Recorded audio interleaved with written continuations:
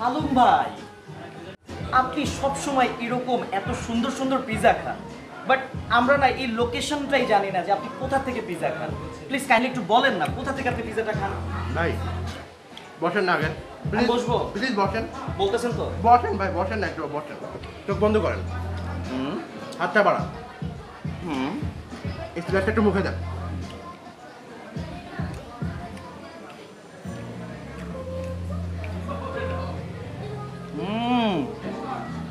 Location বোঝা যায় ভাই, আপনি কি পিৎজা বার খুলনায় আসছেন? Yes, oh my you are absolutely right. ভাই, আমি এখন আছি পিৎজা বার খুলনাতে। কি বলবো ভাই, পিৎজা বার্গের পিৎজা এতটাই ইয়াম্মি যে আপনি পৃথিবীর যেখানেই থাকেন না কেন জাস্ট একটা বাইট দিবেন আর আপনি বুঝে যাবেন যে এটাই Pizza Burg, because of Pizza বার্গের টেস্ট মানেই ডিফারেন্ট এবং পিৎজা বার্গ মানেই স্পেশাল। যারা আসলে খুবই পিৎজা পছন্দ করেন, পিৎজা অথেন্টিক টেস্টটা নিতে চাচ্ছেন, আমার মনে হয় কি একবার হলেও আসতেই হবে। পিৎজা বার্গে কিন্তু যে ডেকোরেশনটা করা হয়েছে, ডেকোরেশনটা কিন্তু পুরোপুরিভাবে খুলনার ঐতিহ্যটাকে তুলে ধরা হয়েছে। এবং আমার কাছে যেটা ভালো লাগছে ভাই, বিশেষ করে যে খুলনার না, খুলনার বাইরে থেকে যদি কেউ আসে এবং যদি কোনো ফরেন কান্ট্রি থেকে আসে এবং এসে যদি পিৎজা বার্গে ঢুকে, আমার মনে হয় সে ফিল করতে পারবে যে এখানে এক টুকরো খুলনাই যেন পিৎজা বার্গের মধ্যে আছে। এক্স্যাক্টলি। সবচেয়ে ভালো লাগে ভাই, আমরা তো মানে দিন শেষে ফুড লাভার, ওকে, আর আমরা যেহেতু ফুডি, তো ফুড যখন এতই আমি ভাই, তো আমার মনে হয় যে এইখানে যারা অন্তত খুলনার অথেন্টিক পিৎজার টেস্টটা নিতে যাচ্ছে মাস্ট বি আসা উচিত। আর লোকেশনটা ভাই একটু ক্লিয়ার করে বলে দেই, এটা হচ্ছে খুলনার শিববাড়ির ঠিক আগে বাঙালি যে কাস্টমার কেয়ারটা আছে ঠিক তার অপোজিটে কিন্তু পিৎজা বার খুলনা। ভাই এখানে শুধু পিৎজা পাওয়া যায় না, পিৎজা বারে কিন্তু মজা মজা আরো অনেক আইটেম আছে। তো আসেন আমি কি কি আইটেম নিয়েছি দেখাচ্ছি।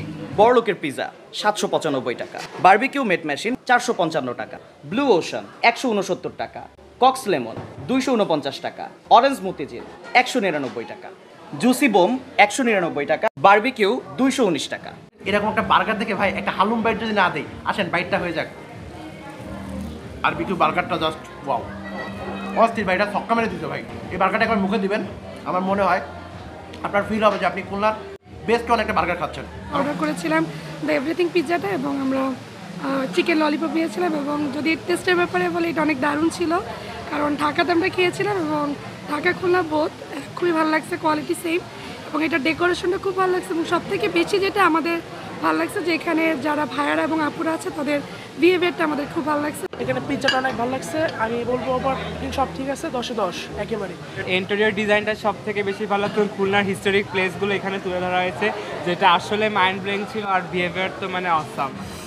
ভাই যারা আসলে স্পাইসি পছন্দ করেন, এটা হাইলি রিকমেন্ডেড তাদের জন্য। দেখেন এই পিৎজাটার উপরে কিন্তু এমনভাবে স্পাইসি করে দেওয়া, আর আপনি যখন মুখে দিবেন ভাই সেই রকম ঝাল, মানে স্পাইসি লাভারদের জন্য হাইলি রিকমেন্ডেড।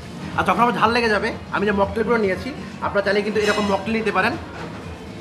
এই মকটেলগুলো এক কথা অসাধারণ। ওভারঅল যদি বলি, পিৎজা বার খুলনার এখানে এক্সপিরিয়েন্সটা আমার কাছে খুবই ভালো ছিল। আশা করি আপনারা যারা আসবেন অবশ্যই ভালো লাগবে, আর যারা এসেছেন অবশ্যই কিন্তু কমেন্টে জানাবেন আপনার কাছে পিৎজা বার খুলনার ইন্টেরিয়র প্লাস হচ্ছে ফুড কেমন ছিল। সো আজকে ভিডিওটা এই পর্যন্তই। সকালে ভালো থাকবেন, সুস্থ থাকবেন, দেখা হয় সুন্দর একটা ভিডিওতে সুন্দর কোনো একটা ফুড নিয়ে। সো কিপ স্মাইল, লাভ আস, টিল দেন, আসসালামু আলাইকুম, আল্লাহ হাফেজ।